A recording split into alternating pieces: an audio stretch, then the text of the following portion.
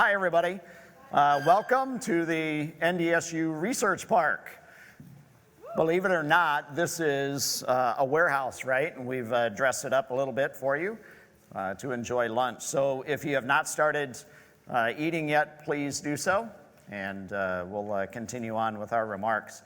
For those of you that don't know me, I'm John Glover, and President and CEO of the NDSU Foundation.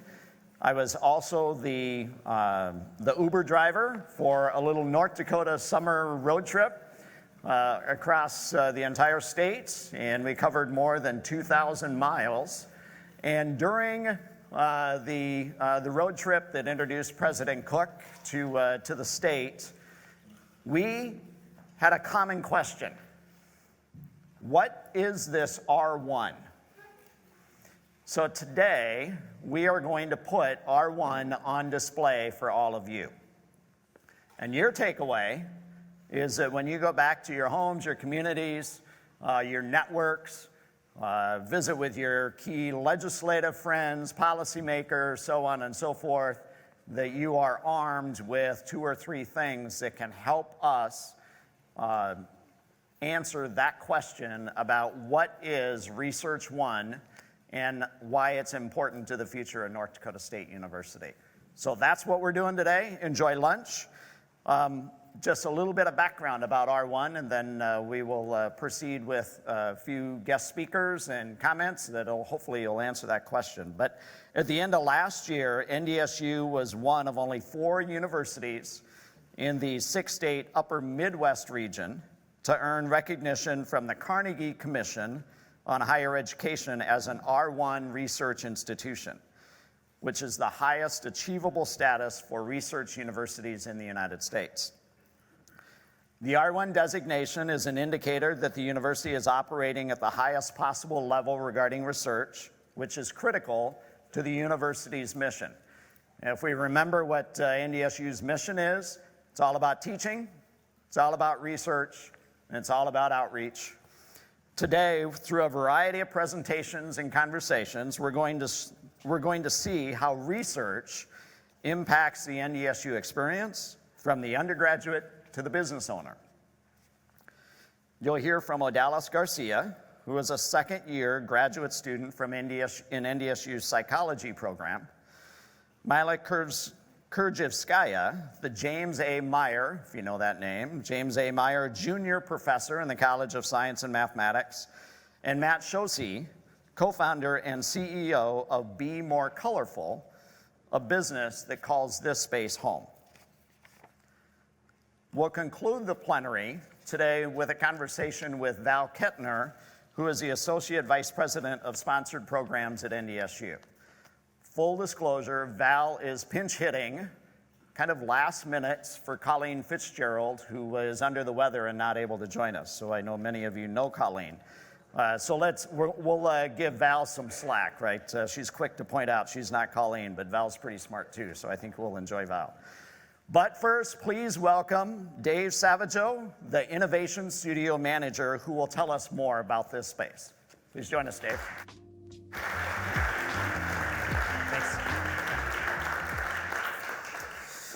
Welcome to the NDSU Research and Technology Park, specifically the Innovation Studio. My name is Dave Savageau, and I am the manager of this studio.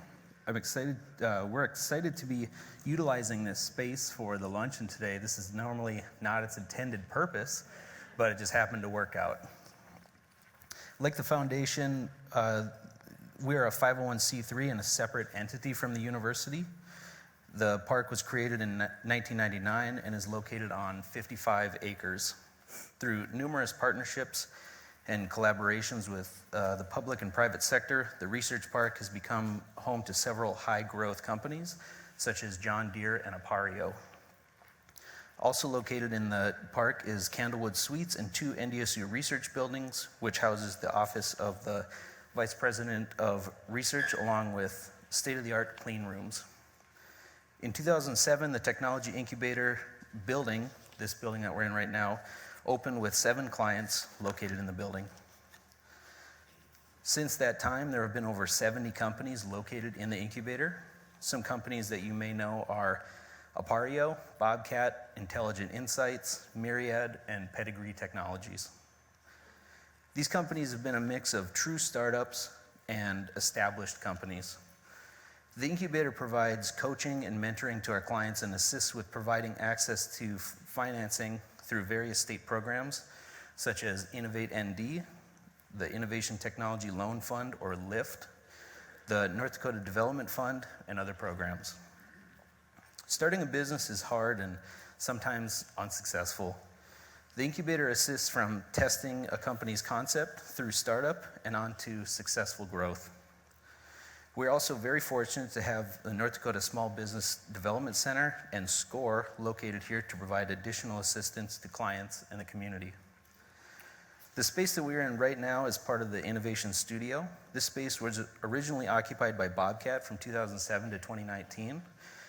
And up until about 3 months ago, this space was an indoor gravel pit. So they would use this space to test equipment. The Innovation Studio is a cutting-edge makerspace giving NDSU students, faculty, staff, and the community entrepreneurs access to professional-level equipment. The studio is meant for prototyping and product development, but not production. The original idea for the makerspace was created from a student competition innovation challenge. The team that won was in the social track and then pitched the idea to the Research Park Board of Directors along with the President's Cabinet. This would not have happened without the incredible support from NDSU staff, professors, and faculty. While some of the equipment in the studio is currently available on campus, it is not generally available to everyone. For example, a senior design project may involve computer design, 3D scanning, 3D printing, machining, welding, woodworking, and sewing all in one project. And this would be difficult to accomplish on campus. With all our areas being in close proximity to one another, it is easier and faster for students, researchers, and local manufacturers to develop their ideas. The studio is not officially open yet, but we have been working with classes at NDSU, community members, and clients in the building on specific projects to help grow their business or perform research. To showcase some examples of what can be done in the digital lab, please see the centerpieces on your tables. They each have a description of the materials used, the machines used, the cost, and their significance. We have a great team that has been working very hard to keep the clients in the building on track and get the studio ready for use.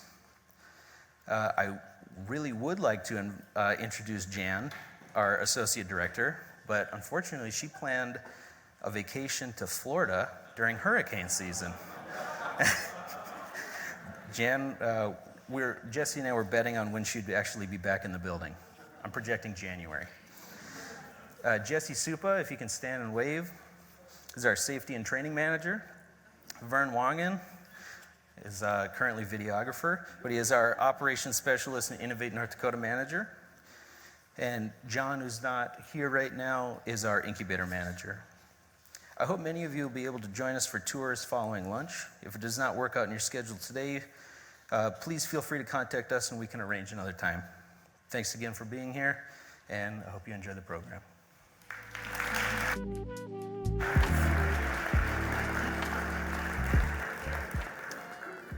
Thank you, Dave. Please enjoy lunch. We'll be back with you in a little bit. I do want to give a shout out to Katie Cook, who has joined us today for lunch. Katie is over here waving. Everybody wave to Katie. I know that it's great to have you join us.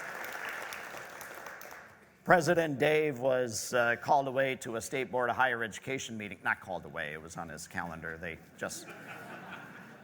They just didn't check with NDSU Homecoming regarding the schedule and decided to schedule a meeting on top of us. So anyway, Dave sends his regards, and we'll see him, of course, tonight. Enjoy lunch. We'll be back with you in a little bit.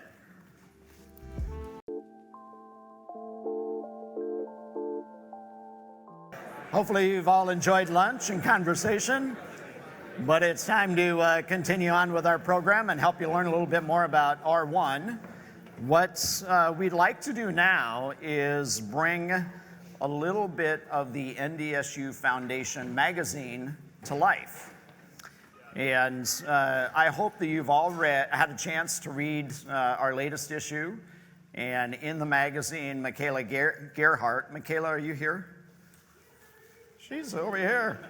Michaela wrote a story on NDSU's next big move, which profiled the R1 distinction and what it means. And there were a few faces and stories inside that piece that she wrote that you're going to see live and in person. And so I think that'll be a little bit fun for you. So first up, please welcome to the stage Odalis Garcia. Please welcome Odalis. Hello, can everybody hear me? Yes? Okay. Hi, everybody. My name is Odalis Garcia. I'm originally from New Caney, Texas, so that's a long ways away from here. New Caney, Texas probably doesn't mean anything to any of you, so I will say it's about 40 minutes outside of Houston, Texas. I am now a second-year graduate student in the psychology department here, and I'm actually working on proposing a study for my master's en route at the program, something that I really liked about the program and here at NDSU and what brought me here. A little bit about the research that I do. My focus is broadly just the interactions of stress with sleep health. So with that, I started at looking interactions with stress and nightmare frequency and severity, and I discovered that there's a very toxic cycle within those. You know, in my particular study, I found that days with stress led to nights with a greater frequency of nightmares and greater severity, and vice versa, again, to stress. So that just really intrigued me as to why this is, why it can become such a toxic cycle. And that brought me here to study at the psychology department at NDSU, where I found a great advisor doing great research with sleep and different psychosocial factors. So during my time here, because I'm new and looking at everything, I'm so interested in anything and everything. And I started looking at different kinds of stressors through the lifespan as well. I started looking at how parental divorce and or parental death can impact children's sleep and what that looks like across basically their childhood and adolescence. And obviously we saw more intuitively, we saw a association with poor sleep quality for those that had experienced divorce. So I would like to continue also in this project a little bit further to see if there's any sensitive times where the stressor can be particularly impactful for their sleep. On another similar topic, I've looked into how discrimination, a stressor that can be particularly impact minorities, how that impacts their sleep and their nightmares, and we saw detrimental effects in that as well. So with that, I'm particularly interested in looking at how that might impact health disparities, which is a rising research topic that I think is so incredibly important. And lastly, I guess my most recent project is the one that I'm looking to propose for my master's, as I mentioned. And with that, the study of dreams and nightmares really is not as advanced as other areas of research. So to me, that tells me that's where I can make an impact. So I'm looking to create a new way of assessing dream content, different very meaningful dimensions of dreams that can then tell us something about what it is in dreams, or if it's certain dimensions of dreams that are then impacting health and well-being. So I'm working on doing that soon and seeing if I see any patterns come across in people's stress and mood the day before and the morning after dreams, and seeing what it is about those dreams that can then impact health and well-being. So with that, that was my little blurb about all the things that I'm doing, not very centered on one thing, since everything to me is so interesting and exciting. So yeah, thank you.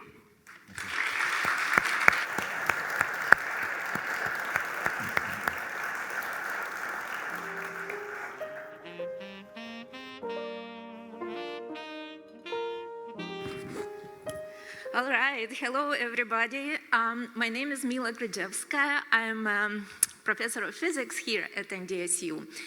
And so John told me to have fun and enjoy this event. So here it goes.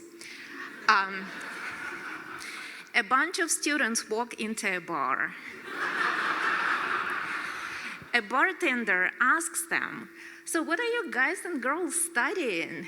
And they say, physics. And the bartender replies, oh, I guess you'd better cheat. So where does this attitude towards physics and STEM in general come from? That it's hard, that it's only for a selected few, that you have to be particularly smart or talented or somebody else to study. My own mother, when she learned that I am going to study physics in college, told me, over my dead body. She said, have you seen a physicist?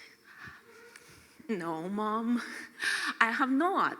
And she said, have you looked into their eyes? They're crazy from thinking that hard all day long.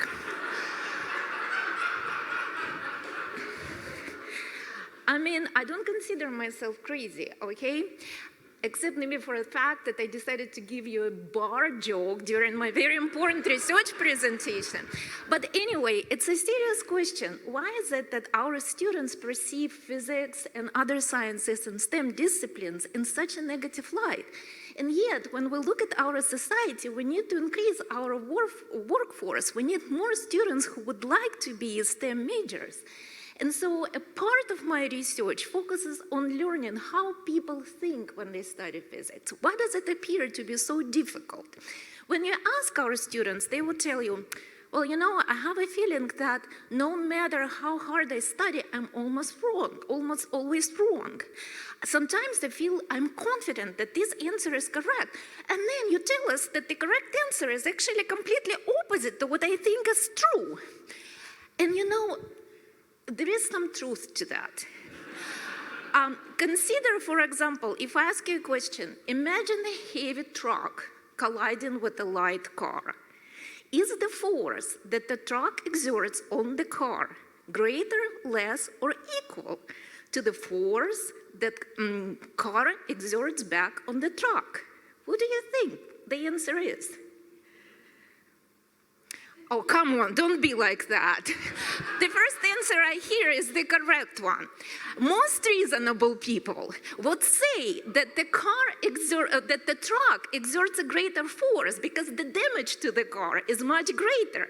And that makes sense, but it's not what we're asking in physics. And the student would continue and say, so you're telling me that if I get punched into the face, the force that the fist exerts on my face is equal in magnitude and opposite in direction to the force that my face exerts on the fist. And this is exactly what I'm saying, because I'm not asking you about the level of pain that you endure. I'm asking you about forces and momentum and energy. And so it actually, you know, and the problem here is that our students, and I was like that, exactly, we bring a lot of intuition from everyday life in physics classrooms.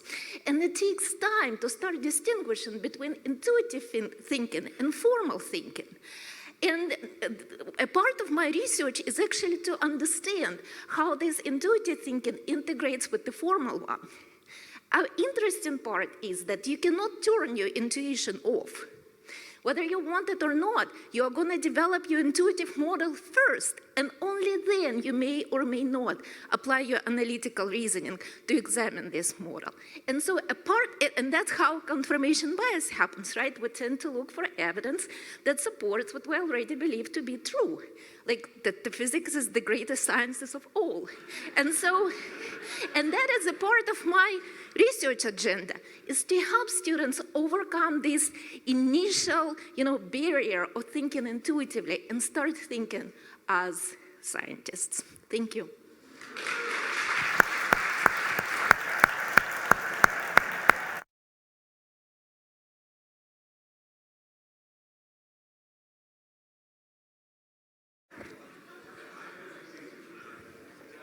All right. Well, hi everyone. My name is Matt Shosey. I'm the CEO and co-founder of Be More Colorful. Up here I have with me Madison Becker. She is one of our employees. She's our communications coordinator, which means she gets to do all sorts of fun verbal and nonverbal communications. Here she'll be demoing some of our stuff. So Be More Colorful, we are an immersive media production studio. We are focused on creating interactive virtual reality experiences for workforce development initiatives. So we create community experiences, which could be a campus tour, or it could be a tour of a downtown, to help people make decisions about where they choose to live and learn. And we also create interactive career experiences, interactive field trip and job shadow experiences that allow students and career seekers to be able to jump into the heart of the action and have an experiential opportunity to see and feel what different careers are like through virtual reality. So a little bit about our backstory. I worked at NDSU for almost 10 years, had an opportunity to be in a bunch of amazing roles. Before that, I earned my master's at NDSU. Before that, I earned my undergrad at NDSU. And during my undergrad at NDSU, that was actually when Katie, my wife, and I met. Katie is our co-founder. Wave hi, Katie. Great. So Katie and I met our sophomore year in freshman speech class, and we quickly bonded over our mutual fear of public speaking. So entrepreneurship was obviously the path for us. But we started, actually the business was Katie's idea. She had this idea of, hey, we could create this virtual tour studio, and we were thinking we'd do some things that shook up residential real estate. And as we started getting into it, we had a limited traction. We started in the Prairie Den for our first office, and that was a great space, but it wasn't quite fulfilling the needs that we had. There was an opportunity to move up into the incubator. That was back in 2017, no, it had been 2018 actually. And we moved into the space, and that was just transformational for us. The support that we got here, initially we're super excited because we got an office that locks, we've got a mailbox and a printer that works. Beyond that though, we had an opportunity to really grow and thrive here. We started in just a small office, then we moved into a larger space when we brought our first interns on board. Now we've moved into an even larger space here, where we've now got a team of 9, and our next move, we're trying to think about, okay, do we look at purchasing a building? Do we look at, leasing a commercial space? Where do we go from here? I'll be talking in the panel a little bit more about that journey. But in terms of kind of how we've gotten to this space, if you want to play the video, we started in residential real estate, but when we got into the incubator, we saw an opportunity to do a lot more and start exploring in the workforce development arena. We'd been introduced to Department of Commerce and other people with North Dakota State government, and it gave us a chance to try to really play with some other ideas with this technology. Can we go there, please? Huh? You want to go there? Yes. Why do you want to go there?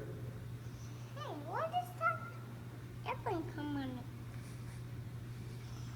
Why do you want to go there? Because I want to. That airplane looks so cool. Can you give me a video of it? So that's Vivian. That was our daughter. That is our daughter. She was 3 years old at the time. And Vivian is very willful. If that wasn't a great experience, she wouldn't have been interested in it at all. The thing that I love sharing about that is that was one of the first career type experiences that we created, and we were able to get a 3-year-old to say, hey, I love this, I want to see more. We started doing those sorts of things. The staff in the incubator was amazing. They helped get us connected with applying for Operation Intern. We progressed through that program. Then, not Operation Intern, Innovate ND. We progressed through all 4 phases of Innovate ND. Then we got to a point where we were ready to start hiring. They made us aware of the Operation Intern program that was out there, so we brought on our first interns. From there, we really had an opportunity to grow and evolve and start creating experiences that could really resonate with the big workforce development issue that we're having. We were able to get connected with the Department of Commerce, and from there get connected with the Governor's Workforce Development Council. And from there, now we've actually launched a platform for career exploration, and we've applied for LIFT funding. And earlier this year, we awarded $500,000 in LIFT funding. And then just last month, we pitched for an additional $750,000 in North Dakota Development Fund funding, and it hasn't been officially announced yet, but I'm looking forward to be able to make that announcement. So what I want to do today is just make sure that all of you understand how important the incubator has been for us and our journey. And, this is really what we believe this opportunity is all about. And we're so grateful to be here. And I did want to take an opportunity to just quickly show you one of our experiences. So here Maddie is, she's going to go on top of a wind turbine. I'll slide you forward a little bit here, Maddie. There we go.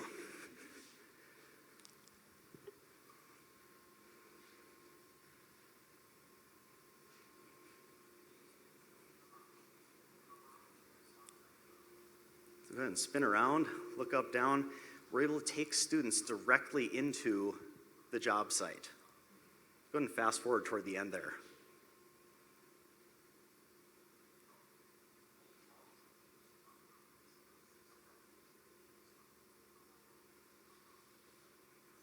So right now, Maddie's inside the cell of the wind turbine.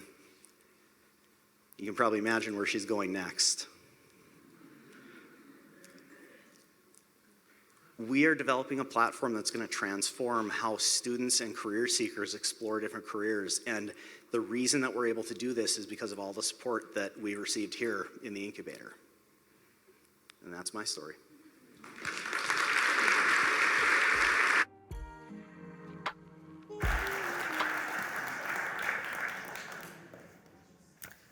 Mila and Odalis, why don't you join me and up on stage? We'll have a conversation. For those of you that have been around, we like to sit and have a little bit of a conversation, learn a little bit more about our 3 mini TED Talk presentations. As they gather up here and get organized, I think we want to do a virtual reality inside the workplace of the NDSU Foundation. What's it like to be a development officer? To go talk to all of you. Right? Think about that, Kruger. What would that be like? A day in the life, there it is, a day in the life of a chair of a foundation board. We'll do it virtual reality style. So that's awesome. All right, I'll sit down, and again, we'll take a few minutes, learn a little bit more about our guests today, and then we'll conclude with a conversation with Val Kettner. So I want to start with Odalis. Maybe just share a little bit more about your experiences and impressions coming from Texas to North Dakota. And just so you know, there are Texans in the audience. Great to hear, yeah. We have people that come from North Dakota and go to Texas. So maybe the shared experience, but tell us a little bit about your own experience. Right, so I guess the most obvious change was obviously the weather. That took some adjusting last year, but I hear that last year's winter was really bad, so if I made it through that one, I can make it through the rest. That's what's keeping me here. No, I'm just kidding. Really, getting here, I've just been really impressed with the supportive nature of the institution and particularly my department. It's been really great. I mean, what got me here was my wonderful advisor, which I'm going to have to give her a quick shout out here. She and another faculty member in the department just got a $1.6 million, I think, yes, NIH grant for some work on cognitive functioning and how that might relate to Alzheimer's. So that'll be very exciting coming in the next few years from our department. And, I was looking for somebody to doing some very good research in sleep, and I was able to find a wonderful mentor here. And not just her, but everybody in the department is always very willing to help find opportunities for us to learn more as we're in this great journey in graduate school. So I've really, really enjoyed where I am and the supportive nature of everybody really in this community. So I've loved to be a part of this. Thank you. Mila, so as I mentioned earlier, you're the Meyer Junior Professor. And this group knows Jim Meyer very well. And so, again, in the area of named faculty support and how philanthropy makes a difference for our faculty. So we thank Jim for making that difference for you. But you've also received the Peltier Award for teaching. Can you talk a little bit again about what these kinds of recognitions mean to faculty like yourself? Yeah. Well, it feels good to receive an award and to be recognized by your peers, your students, but also to supporters of our community, to people who invest in NDSU and who care about us being successful. But I also want to point out that Peltier Award, for example, is not given for good teaching only. I mean, good teaching is better than poor, but this award specifically focuses on teaching innovation. And that is actually one of our core missions, to innovate, to transform. And, you know, somebody may say, listen, you teach classical physics, the physics that didn't change since 2 centuries ago. Everything that was innovated about teaching it was already innovated before you. So how did you receive award in teaching innovation?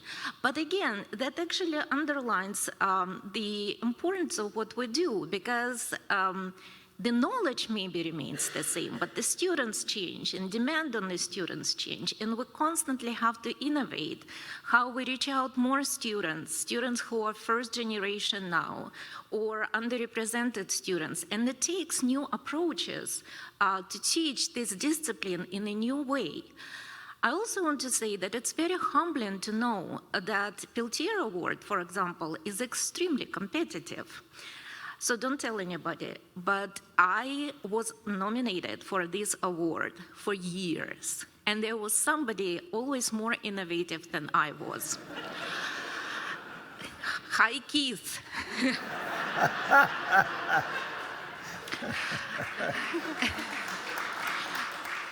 And then the provost came into my office and shook my hand and said, congratulations, this year you were awarded the Peltier Award in Teaching Innovations. And I couldn't believe it. I ran in my department's chair's office and I said, Ellen, listen, I think I just won Peltier Award. And instead of saying, wow, Mila, congratulations, well deserved, he said, can I see the letter? I mean, you may laugh, but it actually tells you that I'm not the only one who is innovative in teaching. There are lots of faculty at NDSU who find it extremely important to try new things, to engage with the students. And actually the same thing about James Meyer Award. It's not given to those who do high-quality research or high-quality teaching. It's given to people who actually integrate research into teaching. Again, you know, pushing the boundaries between research, teaching, and working with the students. And I think knowing that there is a community of people who care about it motivates us to do even better. So thank you to everybody who invested in us. Anybody from the Peltier family in the room? Where are you, Keith? Just so you know, if you didn't know, Keith's in the house. All right, Matt, you alluded earlier that you're an SU grad, had a number of experiences on campus. Just tell us more about what enticed you to jump into starting up your own business. And oh, by the way, I now have hope because my senior in high school son, when he's not studying physics, which he loves, he's in his room doing VR, and I'm convinced now he's looking for his future job. I know that's what he's doing. He's none of this gaming stuff. He's looking for a new job. But we might have some openings. So that whole journey, really, it was. I need to give credit where credit is due. It was Katie's idea to start this business, and I was hesitant at first, and then it looked like a good idea, and I had my MBA, so I said, well, why not? How hard could it be? It's been a very educational last 6 years. But we started and we knew where we wanted to go, but we didn't know exactly how we were going to get there. And we were trying to figure out where can we go to get some support. We were working with unknown media in an unknown industry, and how on earth do you do that when there's no groundwork laid for how you create a business like this. So when we saw an opportunity open up the incubator for us to move in here, we said, okay, well, we're going to do this because we see how they're supporting. We see Myriad Mobile, now Bushel, had an office here. We're able to see the other businesses that are in the Research and Technology Park. Just proximity to all of that success, it bodes well for a business like ours that really needs visibility more than anything else. And that's really one of the things that kept us going that entire time, just being here in this space where there are other entrepreneurs that can help us move through those really tough times when there's no revenue coming in and I'm driving Uber and Lyft while Katie's watching the two kids, and this is New Year's Eve. New Year's Eve is the best night for Uber and Lyft dollars, so you know. But really being in this space gave us the confidence to stay here. It was before we were here and had all of the supports. I think about the SBDC and the pro forma that they helped us pull together for some of the funding that we've received.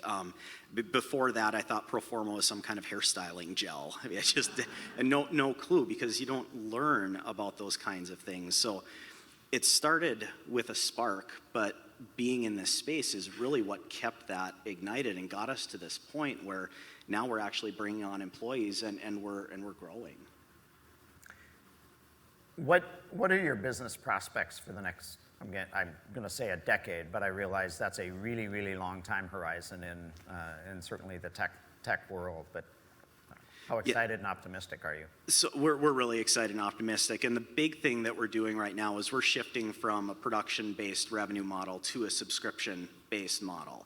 And what we're doing there is creating things like what you saw Maddie doing, where she was on top of the wind turbine, getting to experience that, creating things that allow people to make effective decisions about where they choose to live, learn, and work by bringing that experience to them through virtual reality. We had a great opportunity. We're just finishing up this project, working with NDSU Animal Sciences on a USDA-funded project where we're bringing dairy farms and swine barns into the classroom with virtual reality. You get the sights and the sounds, you don't get the smells. We might work on that at some point in time, but really this idea of creating these digital twins that are not just 3D models, but seeing real people doing real work, that's a very effective way to get people thinking about what their career pathway should be. So that's really what we see as the future, is building up this library of content that will help people make decisions about careers, about their academic programs, about the communities that they call home, by taking the real world and moving it into the digital world so that you can make better decisions about the real world. It's really fascinating. So Dallas, you and some fellow students, friends, have started a podcast. So speaking of technology, tell us a little bit more about the mission of Scientists in Training. Yeah, so we started this podcast just this year, really. And me and my fellow graduate students, we're all really passionate about what we do, and we're really excited to be in this fortunate position of being able to earn graduate degrees. So that was something that we wanted to communicate to just the public. We want to make higher education and STEM careers more accessible, so we speak to our experiences so that people know a little bit more about that. Especially myself being a first-generation student, I really didn't know much about this. I learned on the way. So I think a resource like this podcast now would have been something that I would have greatly appreciated. So we work to make graduate education more accessible, but we have a segment in our podcast that we call Science News, in which we break down recent research articles that we find interesting to the public so that they can get even more interested.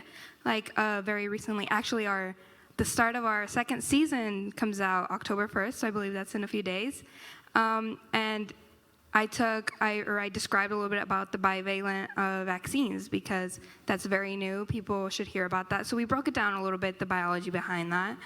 And it's just been very exciting to be able to communicate science to others, as well as just graduate education. I know I've also done some other outreach opportunities with NDSU. NDSU has been great in providing some of those opportunities, speaking to the public about science. So that's something that we're really, really passionate about. We want to get that out there. People should learn about the amazing things that we're doing. It's just, we might be a little bit biased, but it's very exciting to hear about this. So we definitely want to put that out there. So I've also been doing that on my own on some, working with some outreach. I know in our lab also we're planning a community table at the Red River Market. We just really want to make sure that our research gets out there because we're doing it to help people, and sometimes the step from our research to helping people can seem like a giant leap.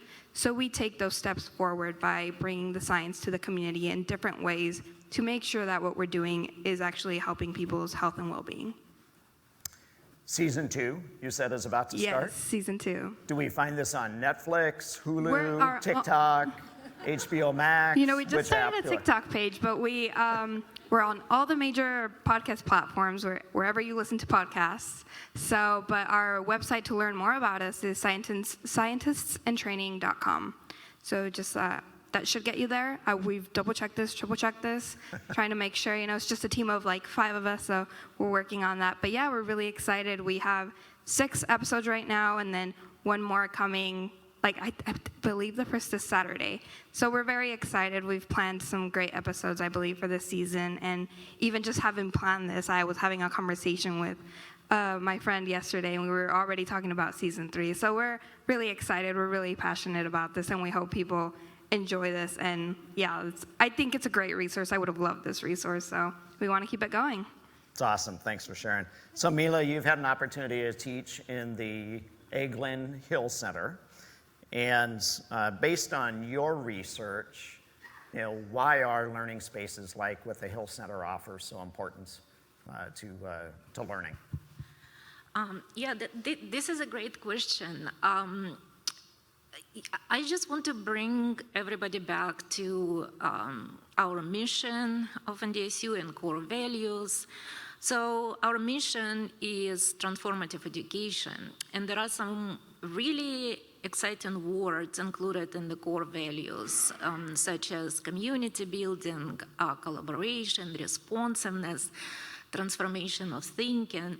But how do you really achieve all of this if all you have is a large lecture hall with 300 students sitting in front of you, and you are the only instructor who is expected to talk for 50 minutes? When you think about what you're transforming, how you're transforming that thinking, if you don't know what thinking you're transforming, how can you be responsive to your students if you don't know what they think and how they approach problems? All you see is their faces. Sometimes they look at you, sometimes they avoid your eyes. And so the spaces in the new building that now provide opportunities even for large enrollment, introductory physics classes with 100 students, we now have tables like that with movable chairs. And when the students come into that classroom, they know that they're not going to be talked at for 50 minutes. They're expected to work, to collaborate, to think. And as I give my students problems to work on, and as I and my learning assistants walk around and talk to the students, that's where I get to know them better. I know what they think. I know how to respond to their thinking. I can see their frustration, and I know most of the time what to do to help them alleviate this frustration and how to move them forward. Sometimes I see my students who successfully solve a problem, and they sit and cheer and celebrate, and I would really enjoy to join this celebration because learning is a hard work. And so spaces like that allow students to work together and to collaborate, these are the spaces that actually allow us to put those core values as transformative, reflective, community building, collaboration. Those spaces allow us instructors to put those words into actions. Since the new building was built, a lot of faculty on campus started implementing some active learning instructions, even in large lecture halls. Of course, it requires additional resources, because if I'm standing in front of 300 students and ask them to solve a problem, I can walk up and down the aisle to help them and to get to know them and to challenge their thinking. During those times, the most common answer that I ask is, "What are you guys thinking?" And that opens a conversation, that makes a connection, that makes a difference. The students are not alone. They are on this campus, and there are people who care about them, who care about their thinking, and who are really interested in hearing from them. So, but even in those large lecture halls, this kind of engagement is possible, but it's also expensive. Because to reach as many students as we need instructional team. In our College of Science and Mathematics, we established Learning Assistant Program, where we engage undergraduate students who just finish courses to serve on our instructional teams. And this is highly beneficial both for students enrolled in courses and for our undergraduate learning assistants.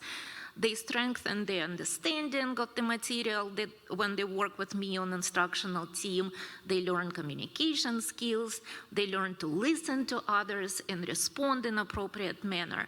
So I think that new STEM building made a huge difference in how a lot of faculty on campus now approach teaching and student engagement. Thank you, Mila.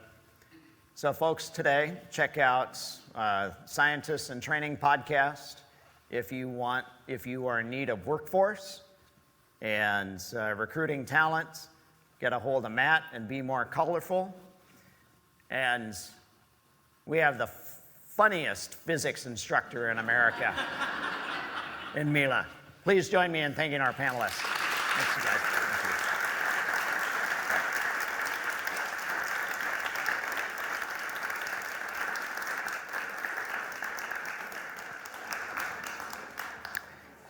We're going to shift to a conversation with Val Kettner and a little bit of a deeper dive into what are some of the metrics and the barometers that the Carnegie Institution or the classification uses to determine who's an R1 university, who's an R2 university, and so on. And so depending on time as well, after our conversation, we may have some time for questions.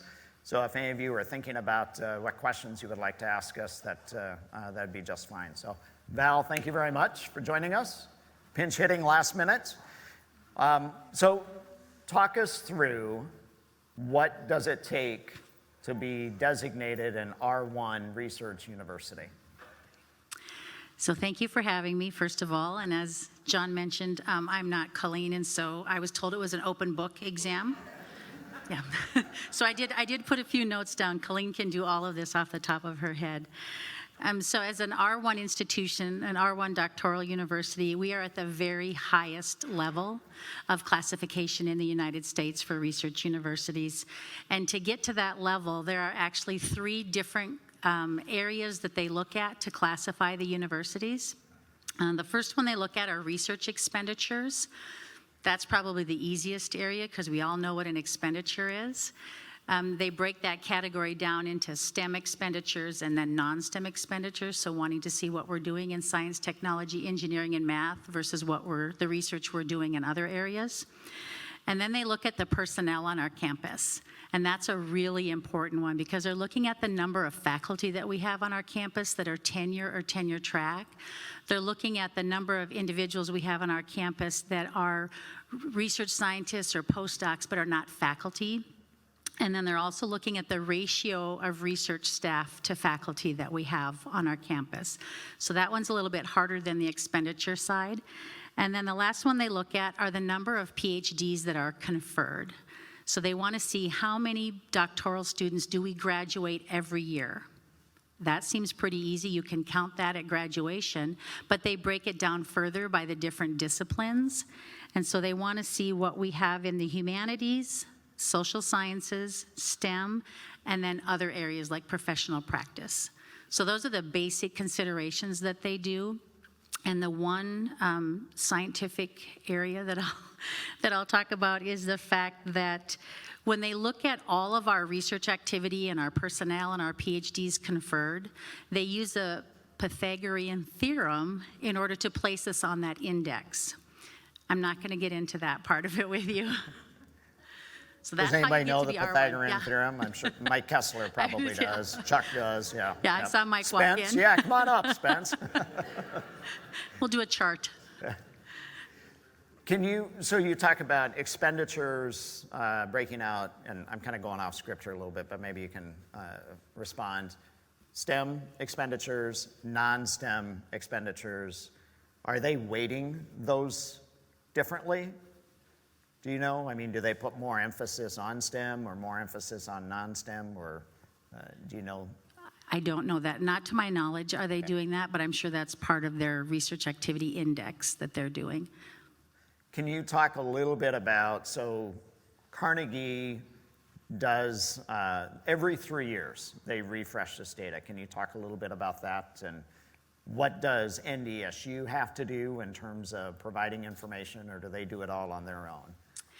Well, the research expenditures we report annually. The National Science Foundation has a higher ed research and development survey that we have to complete every year. And so that's published by the National Science Foundation, so that's where they draw that information from. And then the other information they gather from the IPEDS survey, which is an integrated post-secondary education survey. So they're gathering this from all the data that NDSU already submits to national agencies or federal agencies that is collected uniformly across the country.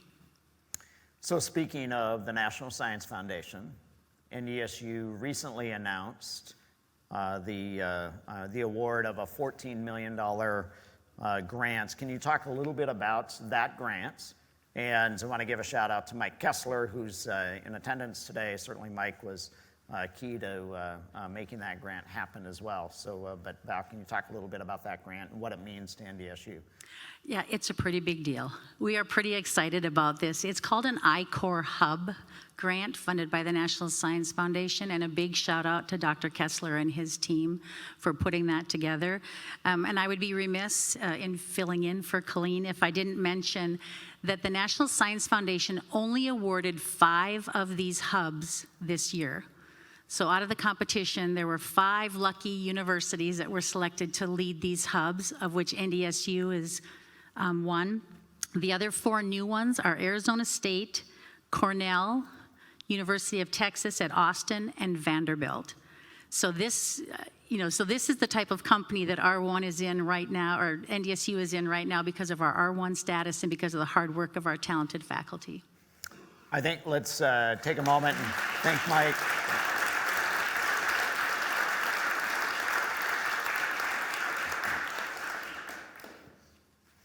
So talk a little bit about the importance, you already alluded to it in metrics when we're talking about PhD students or research scientists, but inside a research grant that a faculty member is administering, how important are these graduate students and these research scientists, and what goes on inside one of those projects? They are absolutely critical. I will tell you, in my office, we see all the proposals that come through that is submitted to the federal agencies, state commodity groups, private industry, nonprofits. And one of the largest components of a budget are students. Everybody wants to support the students. They're really important to the research. They're vital.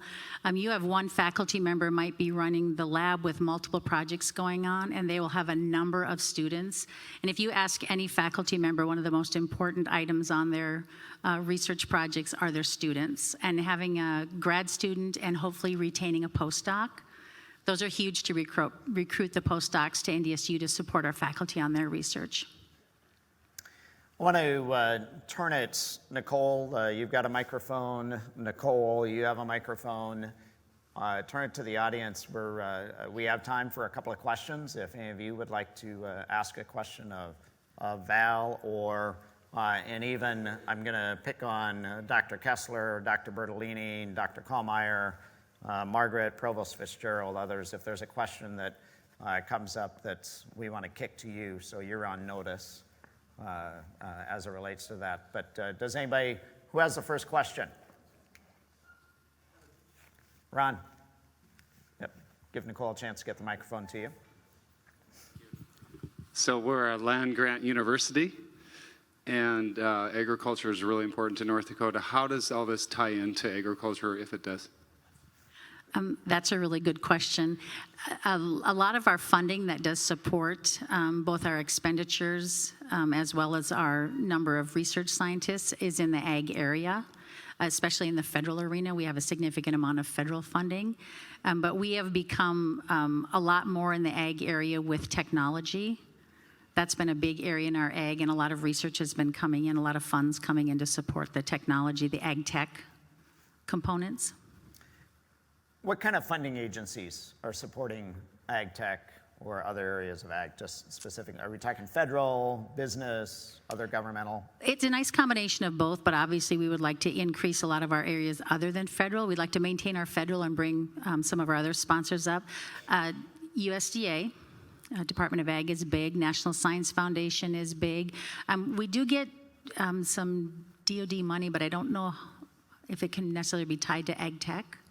But probably USDA and NSF are the big ones. We have a lot of support from our commodities. In our state, they have been very supportive. And some of them have started to go kind of outside some of the traditional commodity work and looking at some of the ag tech areas. To kind of build off of that, what would be examples of other funding agencies where NDSU has pretty strong relationships, where we're seeing, support coming from, other than the ones that you mentioned, and maybe you covered them all, but... No, National Institutes of Health, we do a lot of NIH funding. We've got a great relationship with Department of Defense, and we work not only directly with Department of Defense agencies, but also with collaboratively with other partners in programs with Department of Defense, like PPG, Pittsburgh Paint and Glass is one of our big partners, and they work a lot with us on federal funding as well. Other questions that any of you have?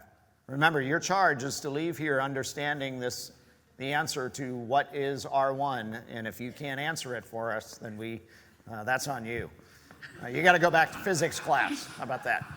Jenny, yeah. We could re-accredit it in R1, right? How many years, and what does it take to make sure we keep this once we get it?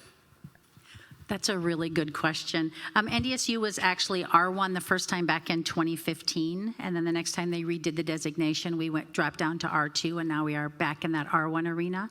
It's our goal and focus that we're going to stay in the R1 arena. Obviously, we need to keep increasing the volume of research funding we're bringing into the university, make sure we have the faculty, staff, and students that are going to complete those projects, spend those dollars so we can count those expenditures.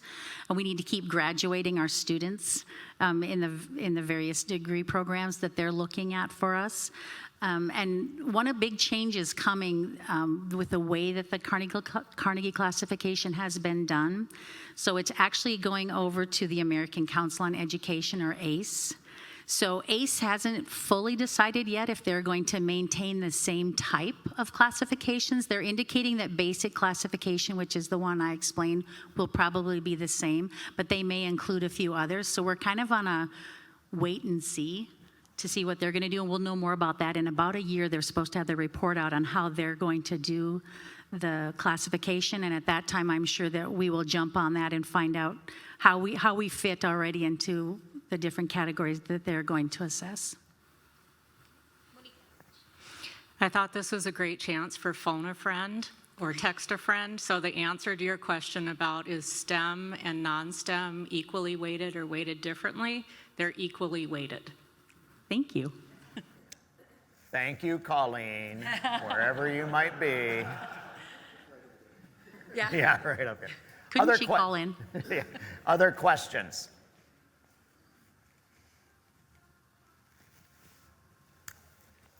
Greg. Greg Lardy, Vice President for Agriculture. Val, maybe you could talk a little bit about the state's funding formula for higher education, and does that incentivize or disincentivize research or give no credit to research at all?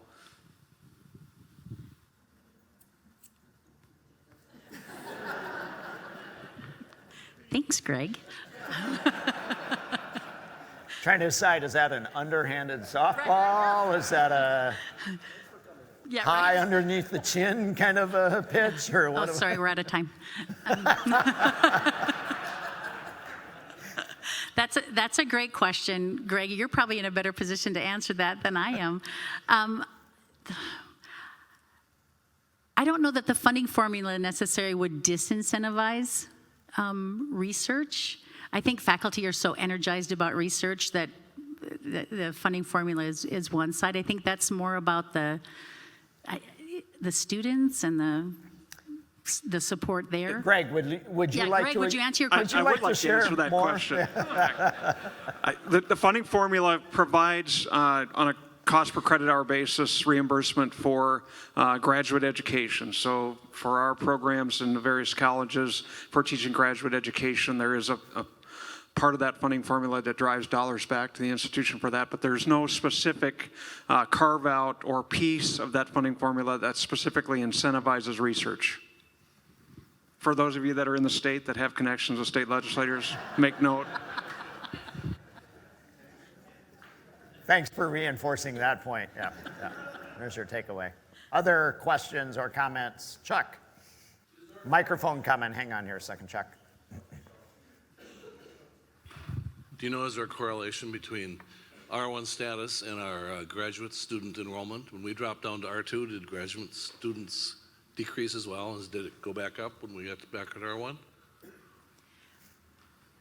I know that we did see a small drop in some of the PhDs that were conferred for the years that they counted that data. And that's the other struggle, is they don't count like the previous year's data.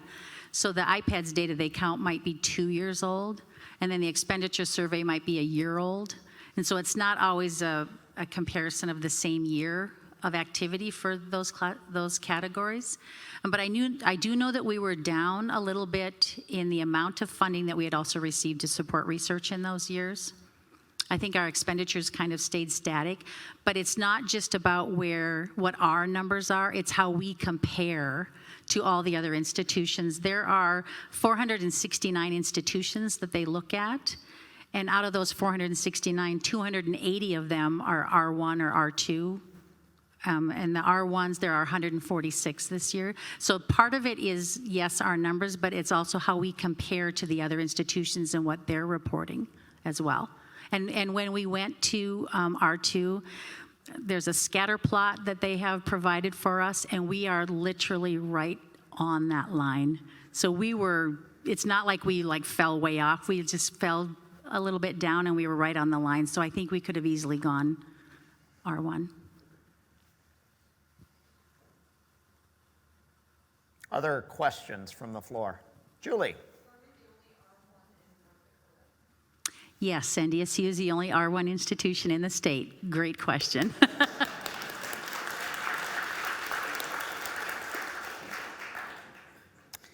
Val, you have a page worth of notes. Are there any other notes on there that you think our guests would be interested in knowing about that we haven't talked about? The only thing I meant to mention previously when we were talking about the I-Corps is that is not just an NDSU alone effort, although we are the lead institution. That actually involves 7 other institutions, so it's a really big program that Dr. Kessler is going to have to manage. And it's really about driving innovation and discoveries and getting things to marketplace. So it's about getting some entrepreneurial activities and training for our faculty, which I know that our faculty are very interested in, and seeing how their discoveries can get into the marketplace to help society. Any other notes? No, we're good. The worst 20 minutes of Val's life, I suspect. I have a couple of other comments just in our business, of course, in the NDSU Foundation's core business as it relates to how does philanthropy help advance the institution. And many of you know certainly one of the priorities in the campaign, and is a priority for us every day, is investing in our faculty through things like named faculty support. And Mila today was a prime example of one of our faculty on campus who is a beneficiary of philanthropy thanks to Dr. Meyer and in his named faculty position. And of course, we have many more that were established or are being established on campus. And again, one of the certainly highlights of the campaign was investment in our faculty, and that needs to continue.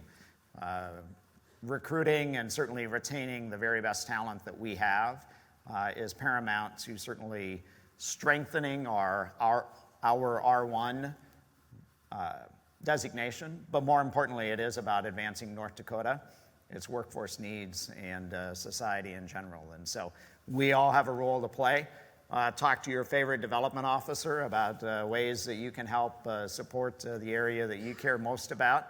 And one of the other things we're very interested in doing is Ron Olson would like others to join him in endowing our deanships. As all of you know, Ron Olson and his family endowed the College of Business dean position, and that will be very important as the university begins its national search for a new business dean in the coming year. And the Olson Deanship will be an important part of that recruitment process. So Ron, I'm going to give a shout out. Thank you for what you've done there. So.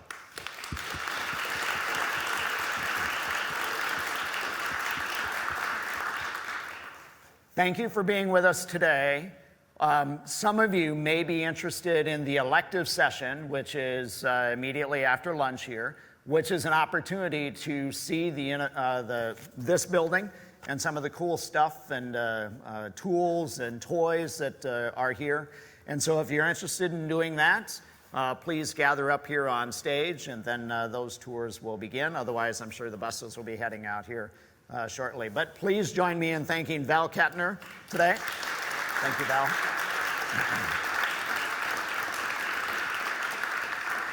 Thanks, everybody. We'll see you at meetings this afternoon, President's Dinner tonight.